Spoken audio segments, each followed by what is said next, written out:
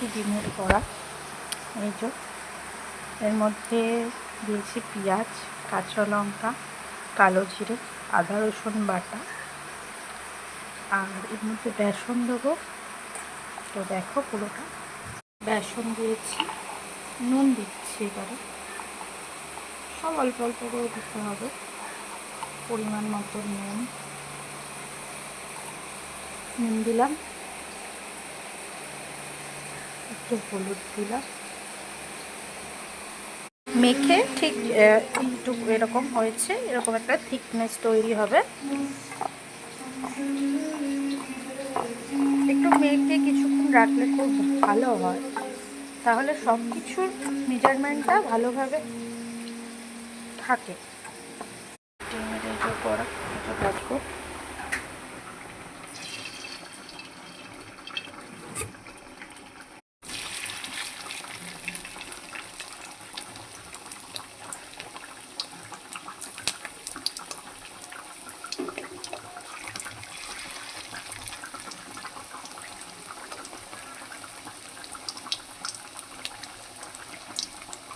বড়াগুলো প্রায় হয়ে এসছে, এবারে এইগুলো একটু হলে তারপরে আবার পাল্টাবো বড়াগুলো।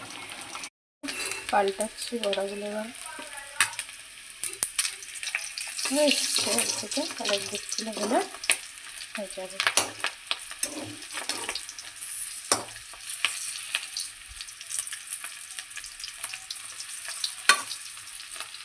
আমার হয়ে গেছে ফাইনালি। এবার আর একটা রান্না করছি, এটা ঢেঁড়স আর এটা ডিম দিয়ে ভাজা। অনেক কিছুই রান্না করছি। এটা হচ্ছে ঝিঙে ভাজা, এখানে আছে মাছের ঝোল। তো দাঁড়াও মাছের ঝোলটা তোমাদের দেখাচ্ছি। ঝিঙে ভাজাটা হয়ে গেছে, তারপরে ঝিঙের বড়াটা করবো। মাছের ঝোলটা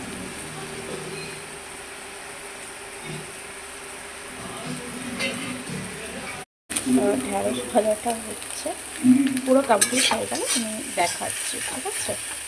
ভাজাটা হয়ে গেছে, এবার লাগিয়ে দেবো। এরকম কড়া কড়া করে ভাজলে খুব সুন্দর লাগে, মাছের ডিম দিয়ে ঢেঁড়স ভাজলে।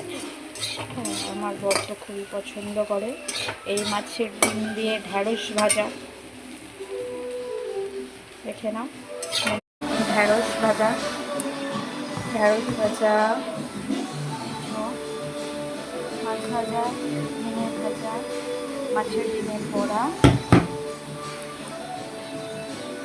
মাছের ঝোল, ব্যাস কমপ্লিট।